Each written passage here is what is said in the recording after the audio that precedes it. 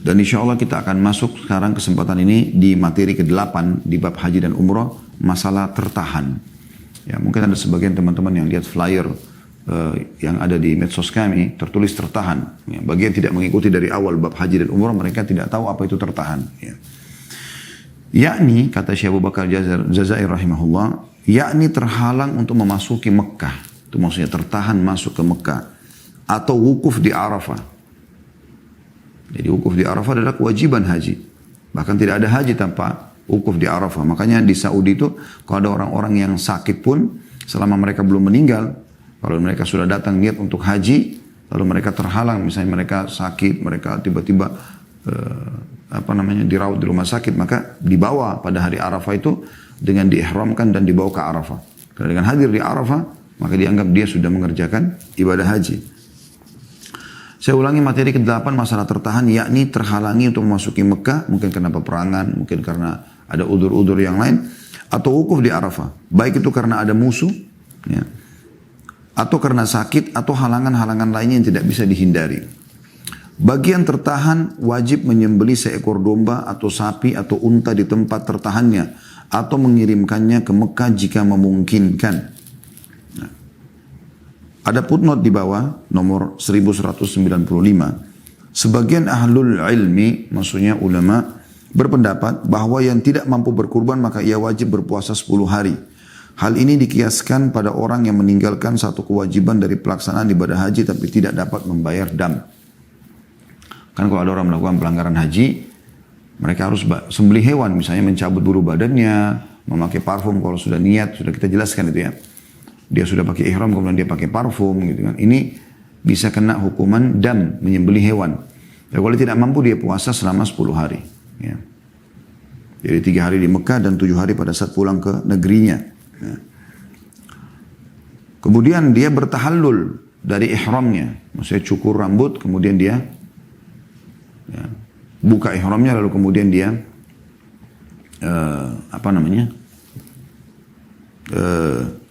pakai baju biasa, mencukur rambutnya, kemudian dia melepas ihram, lalu dia pakai baju biasa dan dia boleh pulang ke negerinya. Hal itu berdasarkan firman Allah Subhanahu wa taala dalam surah Al-Baqarah ayat 196 yang berbunyi, A'udzu billahi minasyaitonir rajim, fa in uhsirtum famastaysara minal hadi.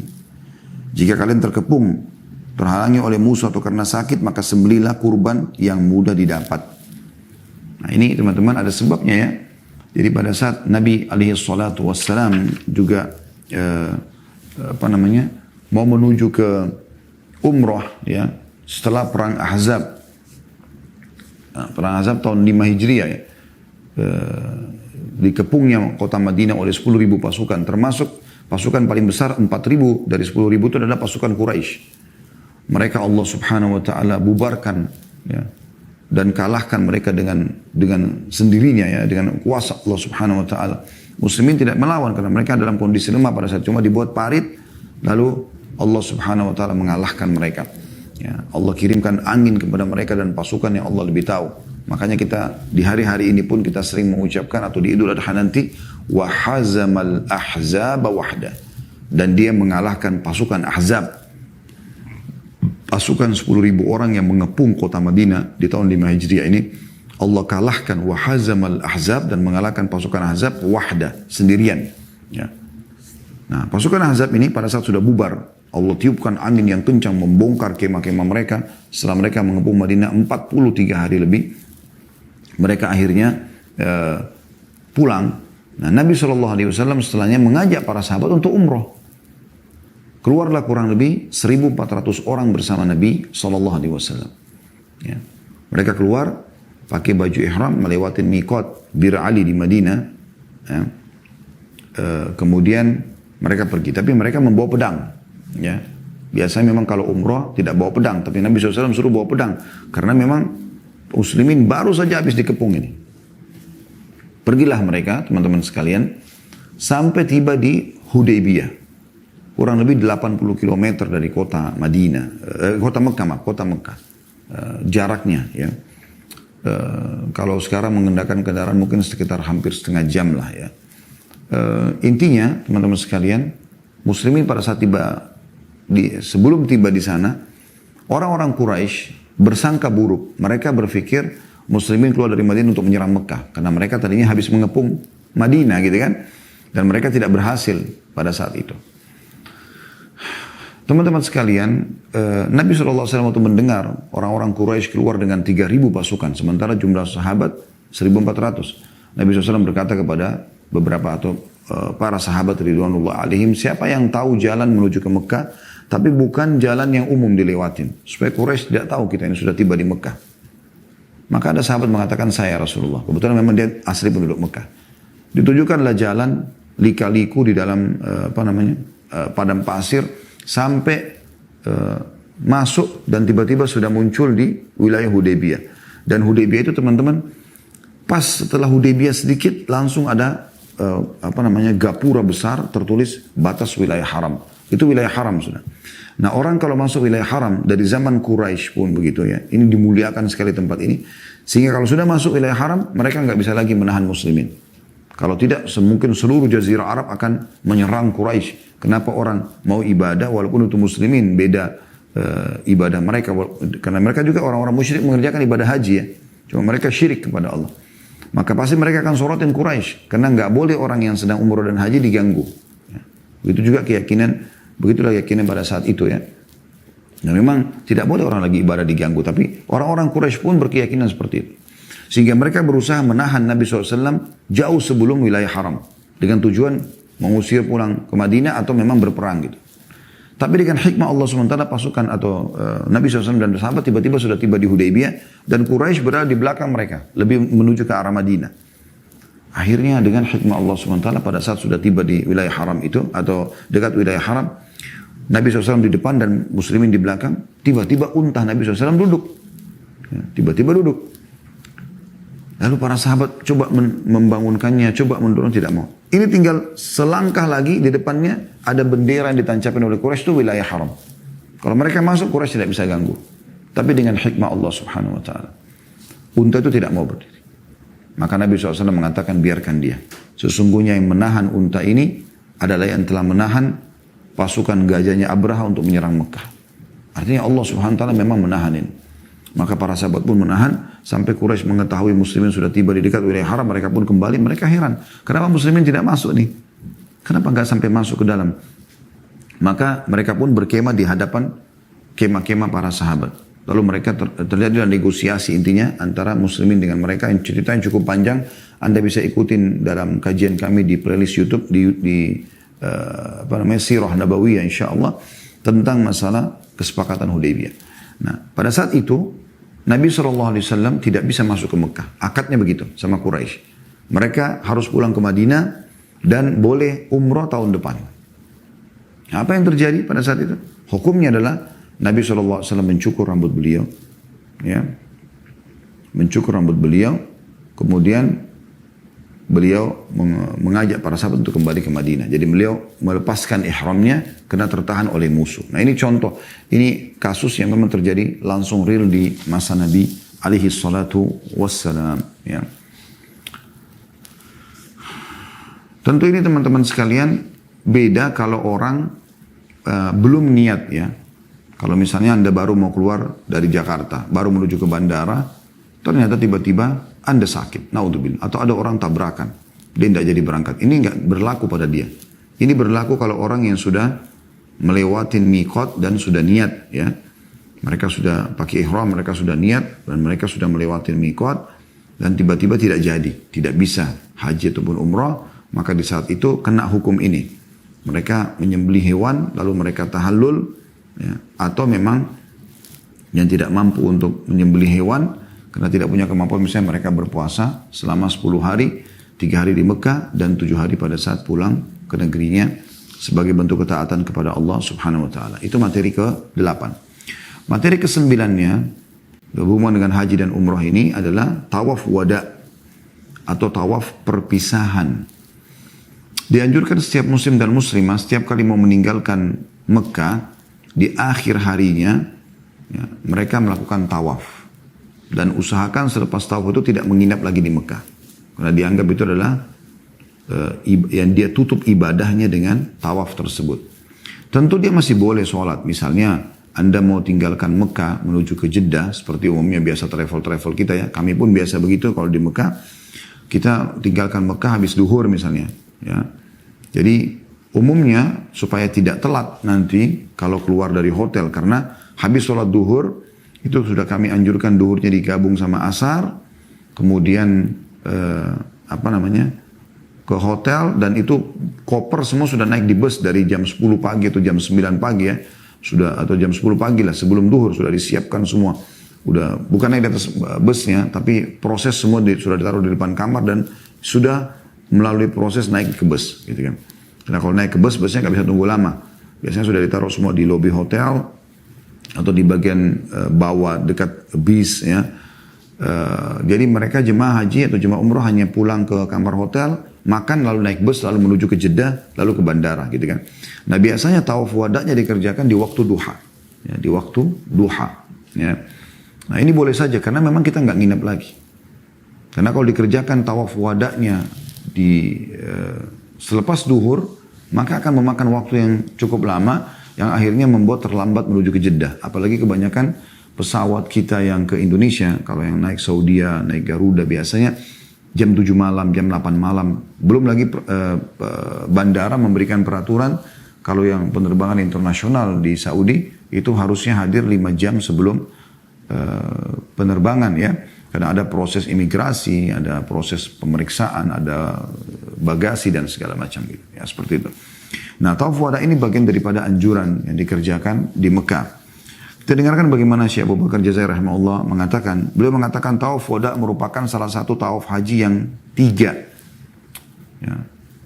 Ada tawaf ya, kudum pada saat datang, ada tawaf ya, ifadah wajibnya haji, dan ada tawaf wada. Kata beliau hukumnya wajib. Hukumnya wajib. Bagi yang meninggalkannya tanpa udzur diharuskan membayar dam. Dan perlu kita garis bawahi, bagi orang yang haji, karena haji itu hukumnya wajib, maka tawaf wada juga menjadi wajib. Tapi kalau orang yang umrah, karena umrah hukumnya sunnah, maka tawaf wadanya juga sunnah. Ya. Kalau ada orang meninggalkan tawaf wada di haji, maka dia tinggalkan Mekah tanpa tawaf, dia wajib kena dam.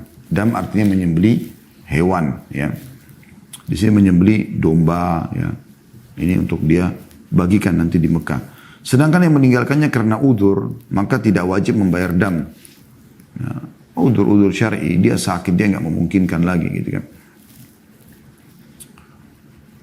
Atau memang misal tiba-tiba, subhanallah, dia sudah rencanakan lepas duha dia mau tawaf wada, tapi ternyata karena pemberangkatan jam 7 malam misalnya dari ke bandara, dan travel sudah mengatakan akan ada pemberangkatan, kita akan tinggalkan hotel habis duhur, tapi ternyata terjadi perubahan tiba-tiba. Ada informasi dari penerbangan dimajukan ke jam 5 sore.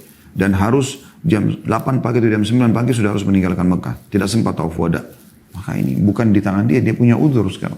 Gitu kan? Tawaf ini harus dikerjakan oleh yang melaksanakan haji ataupun umrah. Yaitu ketika hendak kembali ke keluarganya. Yakni setelah selesai pelaksanaan haji atau umrah. Dan saat mengakhiri masa tinggalnya di Mekah Al-Mukarramah. Atau Mekah yang dimuliakan. Jadi tawaf ini dilaksanakan di saat terakhir ketika hendak meninggalkan Mekah Al-Mukarramah, sehingga saat tawaf telah selesai maka dia tidak disibukkan lagi oleh hal lain, tapi langsung keluar dari Mekah. Jika ada keperluan untuk tinggal lebih lama, misalnya untuk jual beli atau lainnya, maka tawafnya diulang lagi. Hal ini berdasarkan sabda Nabi SAW, La yanfiranna ahadukum hatta yakuna akhiru ahdi bil bait. Janganlah ada seorang pun di antara kalian yang hendak bertolak atau meninggalkan Mekah sehingga yang terakhir dilakukan adalah tawaf. Hadis ini riwayat Muslim nomor 1327. Tapi ini yang pernah kami dapatkan adalah memang dia betul-betul hanya membuang-buang waktu saja ya, bukan hal yang darurat. Bukan tadi seperti kasus yang saya ceritakan misalnya ya. Nah itu beda. Memang betul-betul dia setelah tawaf wada pagi, kemudian dia punya barang dagangan, dia sibuk dulu pergi transaksi segala macam. Nanti malam jam 10 malam dia baru tinggalkan Mekah. Lalu dia masih di sekitar Mekah. Gitu. Ini yang tidak boleh lagi. Nah, maksudnya tawaf wadanya dia harus ganti gitu ya. Tapi kalau tadi saya bilang udurnya itu karena nggak memungkinkan habis duhur tawaf, maka dia tawaf waktu duha. Semoga insya Allah ini tidak masalah. Kita masuk ke materi ke-10 tentang tata cara haji dan umrah. Kata Syekh Abu Bakar Jazair rahimahullah, orang yang hendak ihram untuk haji dan umrah hendaknya memotong kukunya, mencukur kumis, memotong bulu kemaluan dan mencabuti bulu ketiaknya. Lalu mandi dan mengenakan kain dan selendang putih yang bersih serta mengenakan sandal. Ketika sampai di miqat, di tempat niat, melaksanakan sholat fardu dan sholat sunnah. Lalu niat melaksanakan ibadahnya, yaitu dengan mengucapkan labbaik Allahumma labbaika hajjan. Aku penuhi panggilanmu ya Allah, aku penuhi panggilanmu untuk melaksanakan haji. Jadi sudah kita sebutkan di sunnah-sunnah ihram ya. Mandi, potong kuku, cukur kumis, ya, mencukur bulu kemaluan, mencabut bulu ketiak ya. Ini semua ini berlaku pada laki-laki perempuan kecuali kumis tentunya, ya, karena itu berlaku pada laki-laki. Nah ini yang dilakukan sunnah-sunnahnya. Kemudian dia pakai ihram, lalu dia niat di miqat, ya, di tempat niat yang sudah ditentukan dan sudah kita jelaskan. Ada kemarin materi khusus tentang masalah miqat, tempat niat. Ya.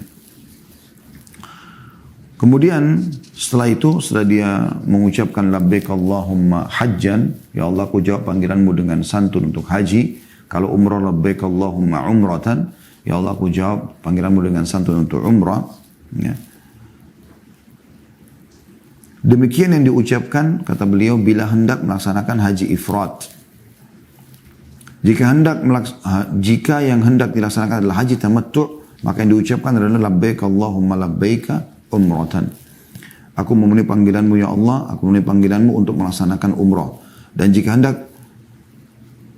jika yang dihendak dilaksanakan adalah haji qiran, maka yang diucapkan adalah labbaik Allahumma hajjan wa umrah. Ya Allah aku niat untuk mengerjakan atau menjawab panggilanmu untuk haji dan umrah. Ini yang disebutkan oleh beliau adalah bagian atau jenis-jenis haji ya. Ada haji ifrat itu haji saja. Haji saja, makanya niatnya labbaik Allahumma hajjan. Cuma yang perlu anda harus bawahi, haji ifrat ini umumnya dikerjakan oleh penduduk Mekah atau penduduk Jeddah atau penduduk Saudi secara umum. Karena memang dia datang di tanggal 8 Zulhijjah atau 9 Zulhijjah. Dia langsung masuk ke lokasi haji, Mina tanggal 8 atau ke Arafah tanggal 9. Kemudian dia lakukan ibadah haji. Dia tidak ikuti dengan umrah. Makanya dikatakan haji ifrat, haji saja gitu ya. Lalu dia ikuti pelaksanaan ibadah haji selanjutnya.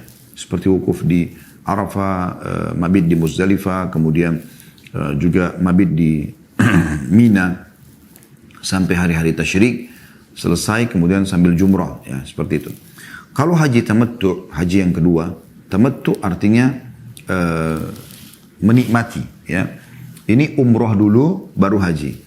Dan ini umumnya dilakukan oleh kita dari Indonesia atau dari Asia.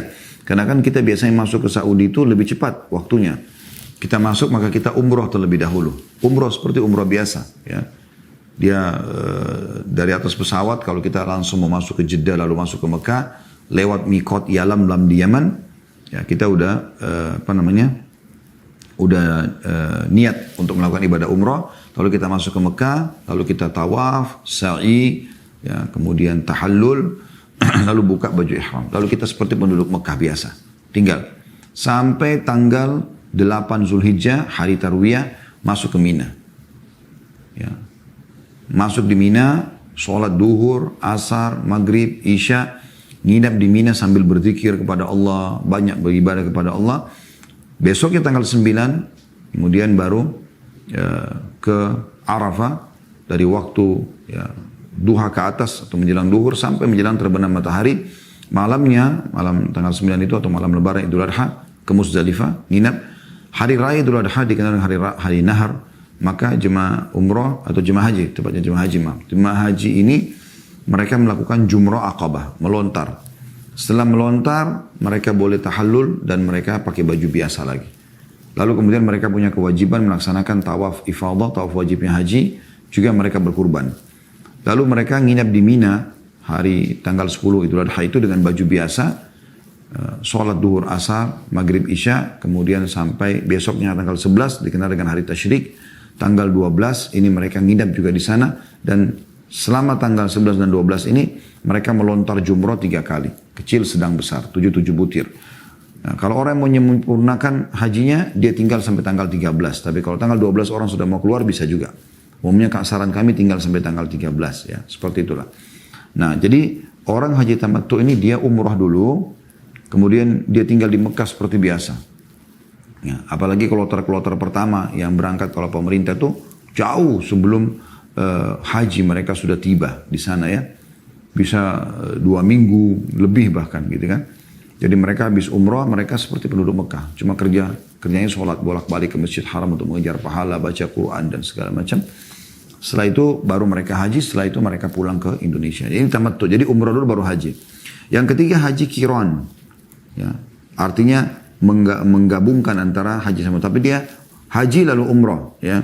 Makanya niatnya adalah haji dulu baru umrah. Ya, seperti itu. Ini 3 jenis haji. Tentu sebagian ulama yang pernah kami mengambil ilmu dari mereka menyatakan, dan ini pendapat yang mereka pegangi, bahwasanya yang paling afdal adalah haji tamattu. Ya, karena kalau tidak salah ada sebuah athar Nabi SAW mengatakan, kalau seandainya kami masih hidup tahun depan maka kami akan melakukan tamattu. Nah, walaupun Nabi SAW pada saat itu bukan mengerjakan haji tamattu. Ya. Ini 3 ucapan yang disampaikan atau diucapkan pada saat seorang muslim dan atau muslimah di miqat, di tempat niat ya. Kata beliau, lalu di samping ini ia berhak mensyaratkan pada Rabbnya dengan mengatakan, inna mahalli minal ardi haitsu tahbisuni. Sesungguhnya tempat tahallulku dari bumi ini adalah di mana engkau menahanku. Di situ ada putut nomor 1197 ya bagi yang pegang bukunya. Hal ini berdasarkan hadis yang diriwayatkan oleh Muslim dari Ibnu Abbas radhiyallahu anhu dari Nabi SAW. Beliau berkata kepada Dubaba bintu Az-Zubair, Dubaba bintu Az-Zubair radhiyallahu anhum ajma'in, hujji washtariti anna mahalli haitsu habastani.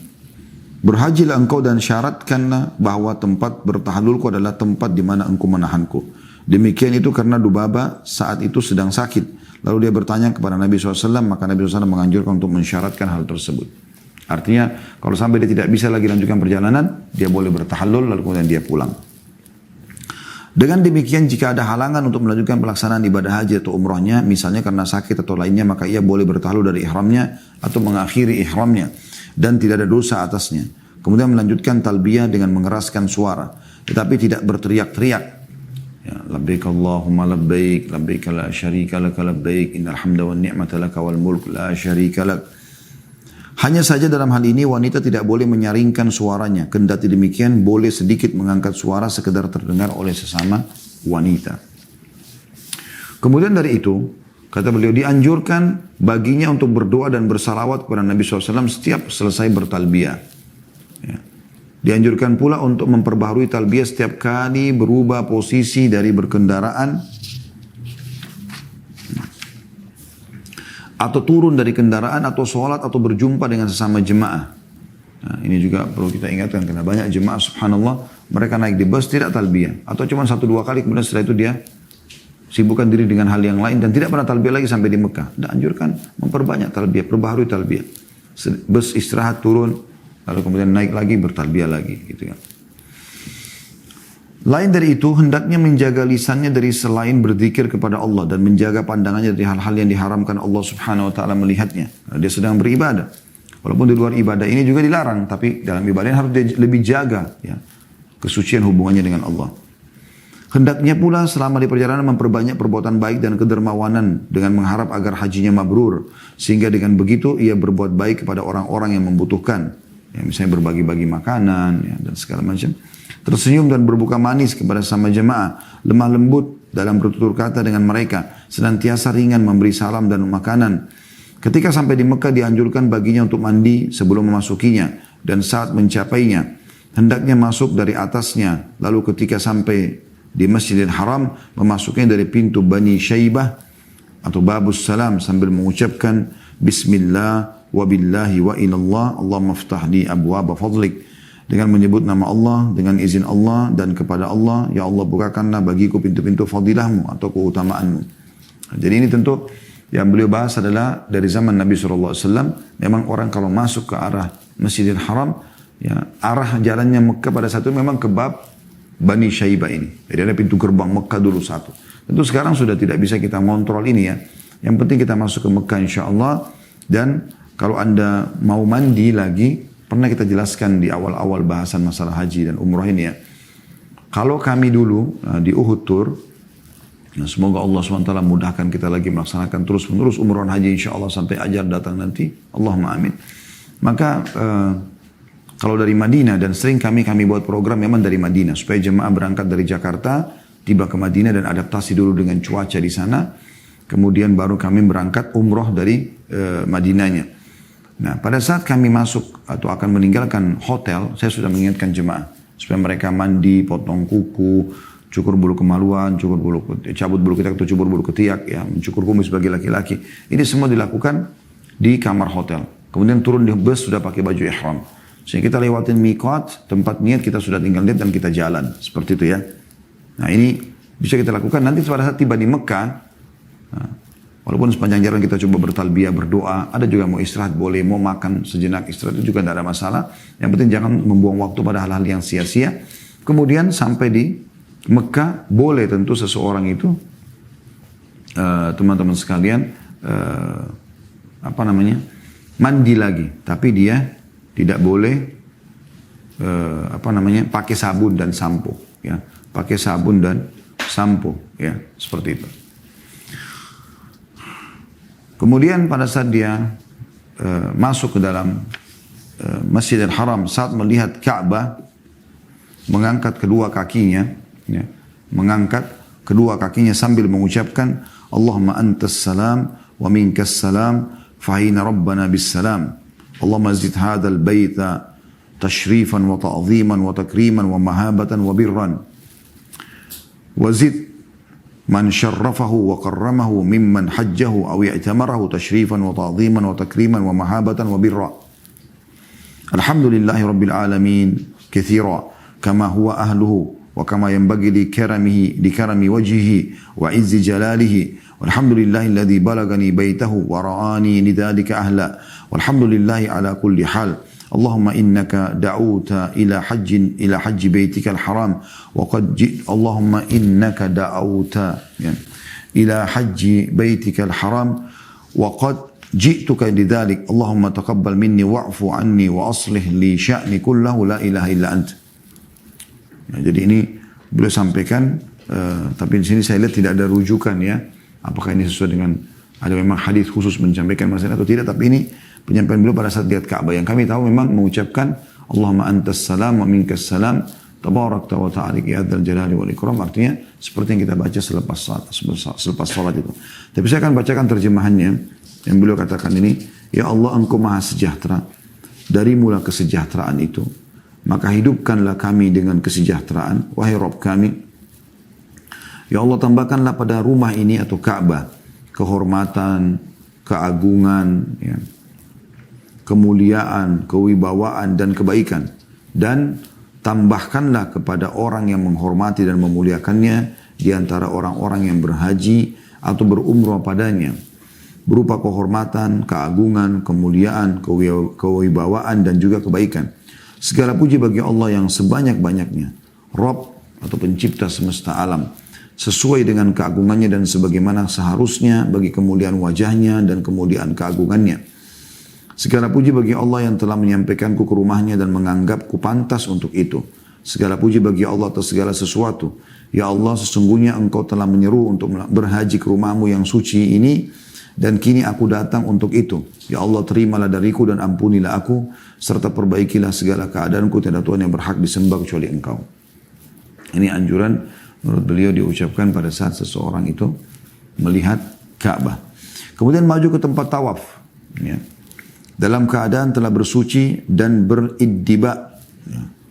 Iddiba ini dalam kurung berpakaian ihram dengan menampakkan ketiak sebelah kanan, pundak sebelah kanan sebenarnya. Bukan menampakkan ketiak, tapi memperlihatkan pundak sebelah kanan bagi laki-laki. Lalu menghampiri Hajar Aswad lalu mengecupnya. Ini kalau memungkinkan, tapi ini tentu di masa kita sebelum pandemi sulit sekali karena ramai sekali orang.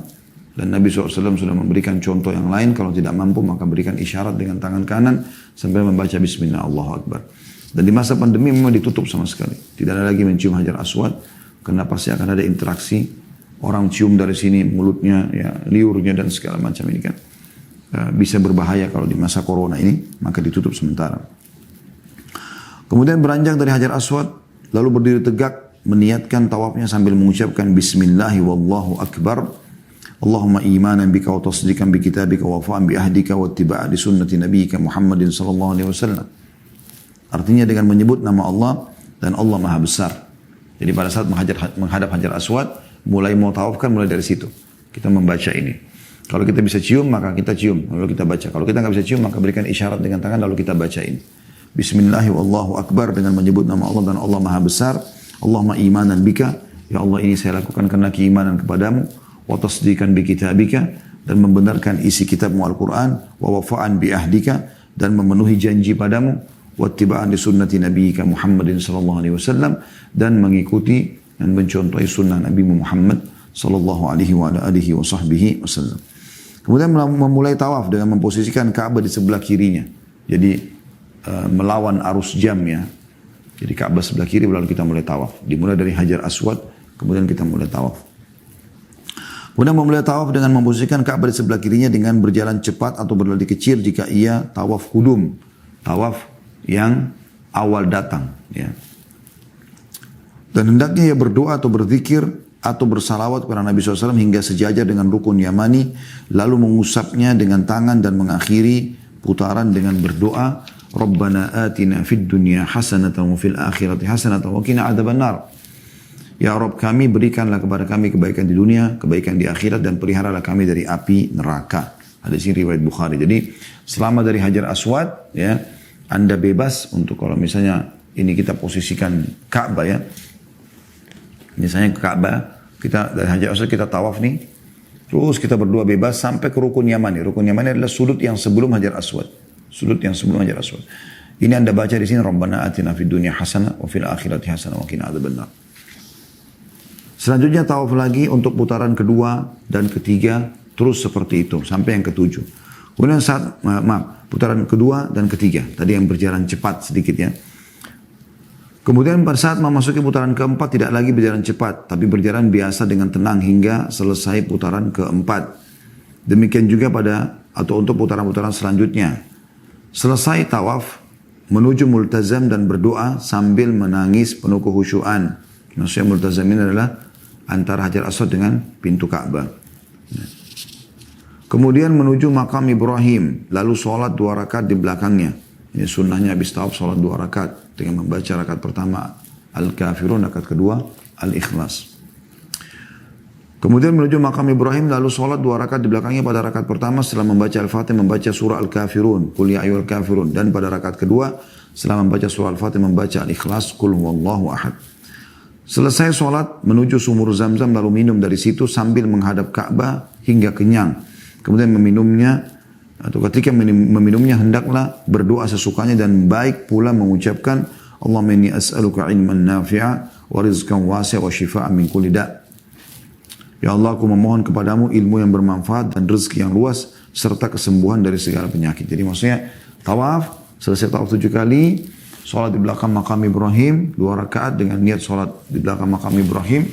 Rakaat pertama Al-Fatih sama Al-Kafirun, rakaat kedua Al-Fatih sama Al-Ikhlas. Ya, kemudian Anda pergi ke tempat Zamzam minum, ya.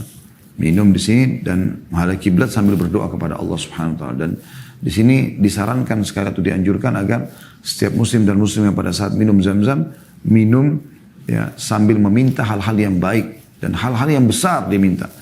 Kata Imam Syafi'i rahimahullah, aku minum Zamzam meminta 3 hal. Minta agar panahanku tidak meleset karena beliau sangat suka pemanah.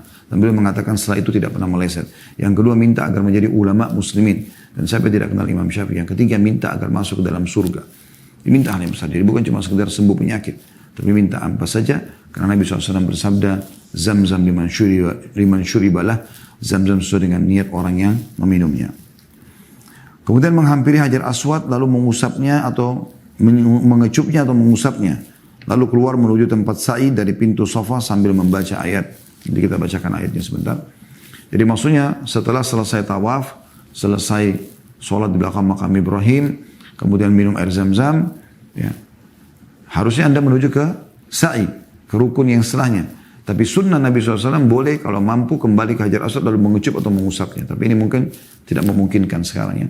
Dan Anda akan melawan arus jalan. Dan ini juga hukumnya sunnah. Dan juga karena jalur ditutup ya. Jadi kalau Anda sudah selesai tawaf itu Anda hanya bisa keluar ke tempat sa'i. Kalau Anda kembali lagi Anda akan melawan arus biasanya. Ya, bisa melawan arus. Ini berbahaya. Ya. Nah, apalagi Anda sudah sholat di belakang makam Ibrahim, kita bicarakan ya, Anda sudah minum zam-zam. Ini berbeda gitu. Ya. Ini sunnah Nabi SAW. Jadi tidak apa-apa kalau tidak dilakukan, yang hukumnya sunnah di sini maksudnya ya. Sunnah adalah makna fikihnya. Dikerjakan, mendapat pahala, tidak dikerjakan juga tidak berdosa. Ya. Kemudian dia menuju ke tempat sa'i lalu dia membaca dari Bukit Safa. Ya. Dia baca firman Allah dalam surah Al-Baqarah 158, A'udzubillahi minasyaitonirrajim, Inna as-safa wal marwata min sya'airillah. Faman hajjal baita aw i'tamara fala junaha 'alaihi an yattawafa bihima wa man tatawwa khairan fa innallaha syakirun 'alim. Sesungguhnya Safa dan Marwah adalah bagian daripada atau sebagian dari syiar Allah. Barang siapa beribadah haji ke Baitullah atau berumrah, maka tidak ada dosa baginya mengerjakan sa'i antara keduanya, dan barang siapa mengerjakan satu kebajikan dengan kerelaan hati, maka sungguhnya Allah maha mensyukuri kebaikan lagi maha mengetahui. Ketika sampai di kaki Bukit Safa, hendaklah mendakinya lalu menghadap Ka'bah dan mengucapkan Allahu Akbar, Allahu Akbar, Allahu Akbar. La ilaha illallah wahdah, la syarikalah. La ilaha illallah wahdahu la syarikalah. Lahul mulku wa lahul hamdu wa huwa ala kulli syai'in qadir. La ilaha illallah wahda, sadaqa wa'dahu wa nasara abdahu wa hazamal ahzaba wahda. Allah maha besar, Allah maha besar, Allah maha besar. Ya. Tiada Tuhan yang berhak disembah kecuali Allah semata. Tiada sekutu baginya. Miliknya adalah segala kerajaan, miliknya adalah segala pujian, dan dia maha kuasa atas segala sesuatu. Tiada Tuhan yang berhak disembah kecuali Allah semata. Dialah yang telah memenuhi janjinya, membela hambanya, maksudnya Nabi Muhammad SAW. Ya. Dan menghancurkan golongan-golongan musuh dengan sendirinya. Hadis ini riwayat Bukhari. Ya. Jadi ini insya Allah tentu Anda, kalau Anda sedang ikut travel, Anda akan dipandu dengan izin Allah SWT. Tapi di sini perlu juga Anda ketahui. Kalau sampai pembimbing travel tidak memandunya, Anda bisa membaca. Ini doa yang pendek, Anda bisa hafal. Ya. Mulai dari tadi Al-Baqarah 158, Inna as-safa wal marwata min syairillah. ومن حج البيت واعتمر فلا جناح عليه أن يطوف بهما ومن تطوع خيرا فإن الله شاكر عليم. Kemudian dia baca juga sebelum memulai sa'inya, Allahu Akbar, Allahu Akbar, Allahu Akbar. Tadi ya, La ilaha illallah wahdahu la syarikalah, lahul mulku wa lahul hamdu wa huwa ala kulli syai'in qadir. La ilaha illallah wahda, sadaqa wa'da, wa nasara abda, wa hazamal ahzaba wahda. Setelah itu lalu dengan doa lain sesukanya untuk kebaikan dunia dan akhirat. Ya. Lalu dengan doa lain sesukanya. Pada saat dia sudah mulai sa'i. Ya. Atau dia bisa berdoa di Bukit Safa itu apa saja yang dia mau dari kebaikan. Setelah itu turun menuju Marwah. Bukit yang satunya lagi. Gitu. Di tempat sa'i sambil berzikir dan berdoa hingga dasar lembah yang kini ditandai dengan tiang hijau atau lampu-lampu hijau. Lalu berjalan cepat hingga tiang hijau keduanya. Ya. Lalu kembali berjalan tenang sambil berzikir, berdoa dan bersalawat kepada Nabi SAW hingga sampai di Marwah. Lalu mendakinya, ya, bukit yang satunya lagi. Kemudian bertakbir dan bertahlil serta berdoa sebagaimana yang dilakukan di Bukit Safa. Kemudian menuruninya dengan berjalan hingga mencapai dasar lembah, lalu berjalan cepat dan berlari kecil. Setelah melewati dasar lembah tersebut, ya, kemudian berjalan biasa hingga sampai di Safa, lalu mendakinya sambil bertakbir, bertahlil dan berdoa. Lalu turun menuju Marwah sebagaimana dilakukan pertama kali. Demikian seterusnya hingga 7 balikan dengan 8 kali perhentian, yakni 4 kali di Safa dan 4 kali di Safa dan 4 kali di Marwah. Sehingga atau selanjutnya jika yang dilakukannya itu ibadah umrah, maka hendaklah memotong rambut dan bertahallul dari ihramnya atau mengakhiri ihramnya. Dengan begitu umrahnya telah selesai. Jika yang dilaksanakan itu adalah tamattu, haji tamattu tadi, menggabung umrah dulu baru haji, yaitu umrah lalu haji, maka umrahnya telah selesai dengan selesainya pelaksanaan sa'i dan memotong rambutnya. Jika yang dilaksanakan itu adalah haji ifrat atau qiran, haji saja atau haji dulu baru umrah, dan saat itu telah membawa hewan hajinya, maka ia wajib tetap pada ihramnya hingga wukuf di Arafah dan melontar jumrah Aqabah pada hari nahar. Saat itu barulah bertahallul mengakhiri ihramnya. Jika tidak membawa haji atau hewan kurban, maka ia boleh membatalkan hajinya, beralih ke umrah dan bertahallul.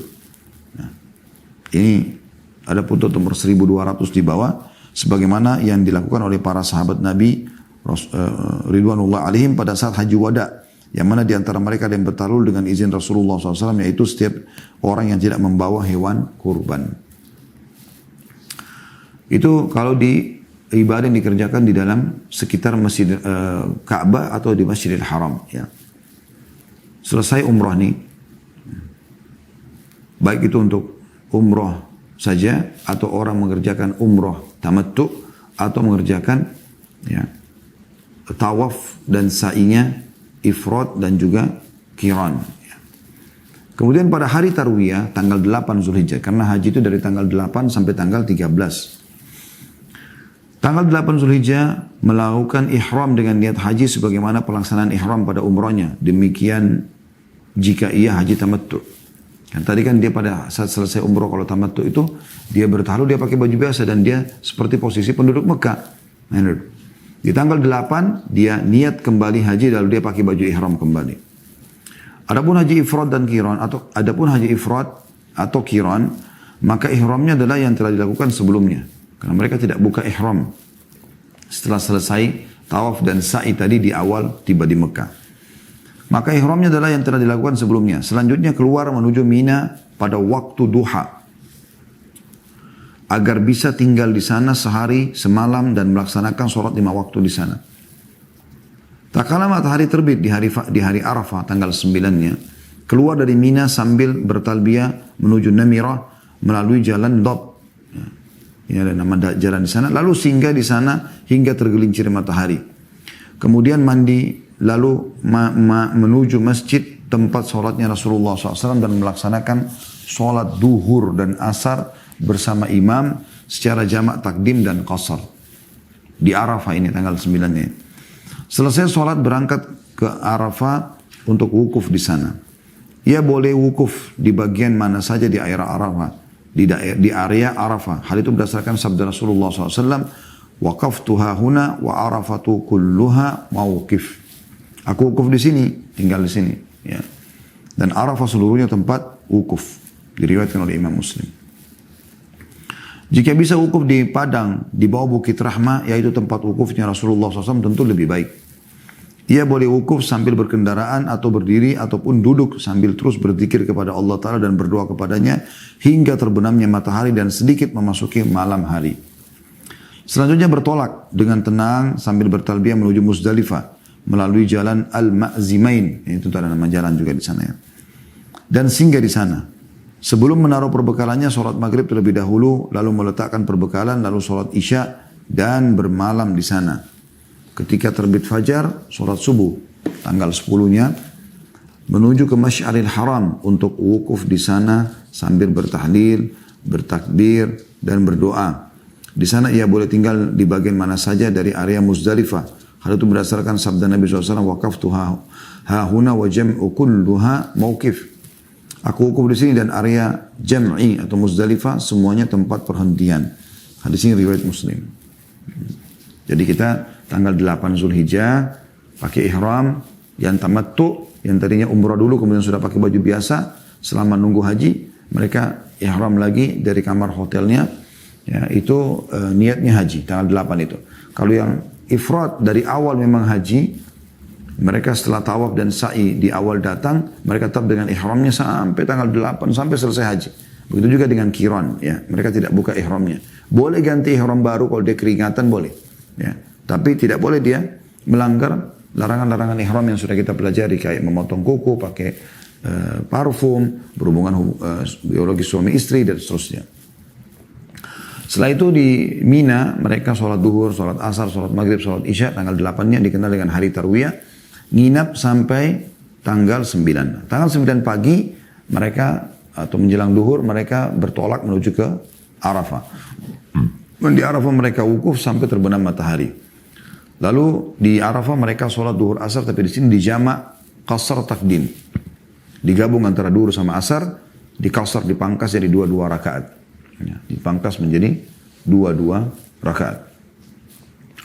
Kemudian setelah itu mereka, dan itu ditakdim, dimajukan di waktu duhur ya. Di malam hari sunnahnya, ini sunnah, mereka menjamak takhirkan sholat maghrib sama isya. Jadi sengaja memang tidak sholat maghrib, ditunggu sampai waktu isya, dan itu dikerjakan di Muzdalifah. Dan ini dianjurkan jalan dengan santai menuju ke Muzdalifah. Tapi ini kalau memungkinkan. Ya.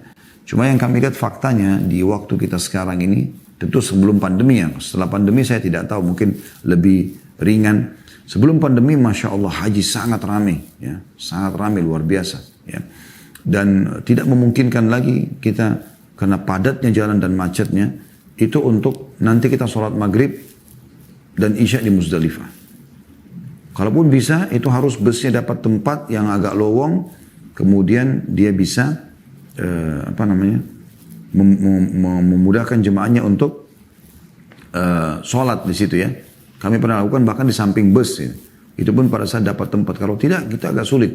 Maka banyak travel juga yang mengerjakan atau menganjurkan jemaahnya sholat maghrib isya di Arafah, dan sedikit menerlambatkan dalam menuju ke Muzdalifah. Ya, seperti itu kurang lebih.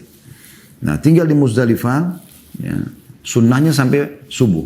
Tapi kalau ada yang mau meninggalkan di pertengahan malam juga, sudah ada fatwa yang membolehkan, terutama bagi yang punya udzur seperti para wanita, orang tua. Ya. Kemudian kata beliau, idealnya sekarang kita bicara pada saat fajar menyingsing di Muzdalifah ya. Hari Raya Idul Adha, sebelum matahari terbit, memungut 7 kerikil untuk melontar jumrah Aqabah. Ya. Aqabah ini sebuah bukit yang tinggi ada di Mina dulunya ya, sekarang sudah tentu tidak ada, maka disilakan dengan Aqabah. Ini juga kalau Anda pelajari dalam Sirah Nabawiyah adalah termasuk tempat target dakwah Nabi SAW di awal-awal Islam di Mekah di musim haji. Mereka melontar di situ di hari Raya Idul Adha itu 7 butir, lalu bertolak ke Mina sambil bertalbiyah. Ya. Dan ini sebenarnya ada di lokasi Mina juga ya, ada di lokasi Mina jumrah itu. Ketika sampai di Muhassir, maka mempercepat laju kendaraannya seperti cepatnya lemparan batu. Ini idealnya seperti di zaman Nabi SAW. Tapi kalau sekarang kan memang alurnya sudah diatur. Dan memang umumnya kendaraan berarti kita lebih cepat ya. Ketika sampai di Mina, maka berangkat berjalan kaki menuju Jumrah Aqabah, lalu melontarnya dengan 7 kerikil dengan mengangkat tangan kanannya ketika melontar sambil mengucapkan Allahu Akbar. Baik pula ditambah dengan ucapan Allahumma ja'alhu hajjam mabrura wa sa'yan mashkura wa dhanban maghfura. Ya Allah, jadikanlah ini sebagai haji yang mabrur, haji yang diterima dengan pahala yang sempurna, sa'i yang disyukuri, dinilai pahala, dan dosa yang diampuni. Kemudian jika ia telah membawa hewan haji atau hewan kurbannya, hendaknya menyembelinya atau mewakilkan kepada orang lain untuk menyembelinya jika ia tidak mampu. Ini biasa travel kita memang para jemaah haji menyetorkan ke travel nanti akan menjalankan amanah itu insya Allah. Jadi jemaah haji tidak perlu repot-repot karena tidak harus dia yang menyembelihnya gitu. Ia boleh menyembelihnya di mana saja. Hal itu berdasarkan sabda Nabi SAW, nahartuha huna wa mina kulluha manhar.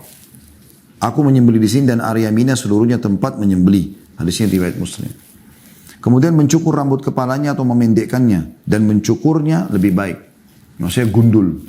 Setelah Jumrah Aqabah sudah boleh tahallul. Cukur rambut gundul bagi laki-laki, perempuan mengambil sebagian rambutnya. Sampai di sini ia sudah bertahallul kecil dan tidak menyisakan sesuatu yang haram. Ya, artinya dia udah boleh pakai baju, dia udah boleh pakai parfum, dia udah boleh mandi pakai sabun dan sampo, dia udah boleh potong kuku dan seterusnya. Kecuali satu yang tidak boleh. Setelah Jumrah Aqabah walaupun sudah tahallul, yaitu bergaul hubungan suami istri. Hal itu berdasarkan sabda Nabi SAW, "Idza rama ahadukum jamratal aqabati wa halaka faqad halla lahu kullu syai'in illa an-nisa." Jika seseorang antara kalian telah melontar Jumrah Aqabah di hari Raya Idul Adha dan mencukur rambut kepalanya, maka ia telah halal baginya segala sesuatu kecuali menyetubuhi istrinya. Hadis ini diriwayatkan oleh Abu Daud ya, nomor 1978. Dengan begitu, ia boleh menutup kepalanya dan mengenakan pakaian biasa lalu bertolak menuju ke Mekah jika memungkinkan untuk melaksanakan tawaf ifadah. Nah, ini tawaf wajibnya haji. Ya. Walaupun tawaf ifadah itu boleh dikerjakan di hari Raya Idul Adha itu, tanggal 10, sampai terakhir hari Tasyrik, tanggal 13. Anda punya kesempatan 4 hari. Cuman Ini kami sarankan tetap dikerjakan di hari raya Idul Adha-nya. Terutama bagi yang suami istri. Karena dengan tawaf ifadah nanti, ya kalau dia kerjakan maka sudah halal termasuk hubungan suami istri bagi dia. Saya ulangi, dengan begitu ia boleh menutup kepalanya. Kalau dia sudah jumrah, dia sudah tahallul. Dia udah boleh pakai kopiah, dia udah boleh pakai surban gitu kan. Dan mengenakan pakaian biasa lalu bertolak menuju Mekah jika memungkinkan untuk melakukan tawaf ifadah, tawaf wajibnya haji. Sebagaimana pelaksanaan tawaf kudum, tawaf yang pertama.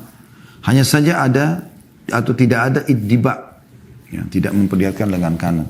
Dan tidak berlari-lari kecil, yakni tidak mempercepat jalannya pada 3 putaran pertama. Setelah selesai tawaf 7 putaran, sholat 2 rakaat di belakang makam Ibrahim, kemudian jika itu haji ifrat atau qiran dan telah melaksanakan sa'i, ketika selesai tawaf kudum sebelumnya, ya, maka sa'inya itu sudah cukup. Artinya untuk tawaf ifadah sama tawaf untuk haji qiran dan haji ifrat, ya, 2 haji tadi, haji saja atau haji dan umrah. Kalau di awal dia datang tadi pada saat orang tamattu mengerjakan umrah lengkap, tawaf, sa'i, kemudian tahallul, mereka kan tawaf saja sebenarnya yang kena hukum wajibnya di sini. Tapi kalau mereka sa'i juga, haji ifrad dan haji qiran, berarti nanti di saat tawaf ifadah mereka tidak perlu lagi untuk sa'i. Karena sa'i pertama sudah cukup bagi mereka. Tapi jika itu haji tamattu, maka ia keluar menuju tempat sa'i, lalu melaksanakan atau melakukan sa'i antara Safa dan Marwah sebanyak 7 balikan dengan yang tata caranya tidak disebutkan di muka. Walaupun dia sudah pernah sa'i tadi sebelumnya, tapi itu sa'i untuk umroh kalau haji tamattu. Maka ini harus lagi sa'i haji. Ya. Selesai melaksanakan sa'i itu berarti telah bertahallul dengan sempurna dan tidak ada larangan. Jadi saat itu ia sudah halal melakukan hal-hal yang diharamkan atasnya karena ihram. Kemudian pada hari itu juga kembali ke Mina lalu bermalam di sana. Hari Raya Idul Adha-nya. Saat matahari terbit di awal hari tasyrik tanggal 11, berangkat menuju tempat jumrah lalu melontar jumrah pertama, yaitu jumrah paling dekat dengan Masjid Al-Khaif. Jumrah ini dilontar sebanyak 7 kali. Setiap lontaran disertai dengan takbir, Allahu Akbar. Selesai melontar, mundur sedikit lalu menghadap ke arah kiblat dan berdoa kepada Allah. Selanjutnya berjalan lagi menuju jumrah wusta, tempat jumrah pertengahan. Dan melontarnya sebagaimana pada jumrah pertama. Setelah selesai mundur sedikit lalu menghadap ke arah kiblat lalu berdoa. Kemudian bergerak lagi menuju ke jumrah Aqabah. Jumrah yang pertama yang dia lempar di hari Adha kemarin. Ini kan hari pertama hari tasyrik. Yaitu jumrah terakhir. Lalu melontarkan 7 kali disertai takbir pada setiap lontaran tanpa berdoa setelahnya. Jadi berdoa cuma di 2 jumrah pertama. Karena Nabi SAW tidak berdoa pada saat tersebut, tapi beliau langsung kembali. Pada hari kedua tasyrik pada tanggal 12 Zulhijjah, saat matahari meninggi, keluar lagi lalu melontar ke 3 jumrah tersebut, sebagaimana yang dilakukan pada hari pertama. Ada putun nomor 1205 di bawah. Ibnu Majah meriwayatkan di nomor 3038 dari hadis Jabir bin Abdullah radhiyallahu anhuma, hajajna ma'a Rasulillah sallallahu alaihi wasallam wa ma'ana an-nisa' was-sibyanu falabbaina 'anis sibyani wa ramayna 'anhum. Kami melaksanakan haji bersama Rasulullah SAW. Saat itu para wanita dan anak-anak turut serta bersama kami. Maka kami mentalbiyahkan untuk anak-anak itu dan juga kami melontarkan untuk mereka. Dan ini merupakan dalil bolehnya melontarkan untuk anak-anak dan orang yang berada pada hukumnya, yaitu orang sakit dan lemah atau yang tidak mampu. Jadi tidak harus semua orang sendiri yang pergi ke jumrah, tapi boleh diwakilkan, ya. Tentunya di masa awal-awal yang sulit. Kalau sekarang ke depannya Masya Allah sudah sangat mudah, ya. Nah, kalau mudah boleh saja orang ikut jumrah. Kemudian jika tergesa-gesa, kata beliau, ia menuju Mekah pada hari itu di tanggal 12 Zulhijjah sebelum terbenam mataharinya. Jika tidak tergesa-gesa, maka bermalam pada malam hari itu juga tanggal 12 sampai ke hari 13 di Mina. Saat matahari meninggi di hari ketiga. Melontar lagi jumrah-jumrah tersebut sebagaimana hari sebelumnya. Lalu bertolak menuju Mekah. Jika ingin kembali kepada keluarganya, maka hendaklah melakukan tawaf wada 7 putaran. Disusul setelahnya dengan sholat 2 rakaat di belakang makam Ibrahim. Disusul setelahnya dengan sholat 2 rakaat 2 rakaat di belakang maqam Ibrahim.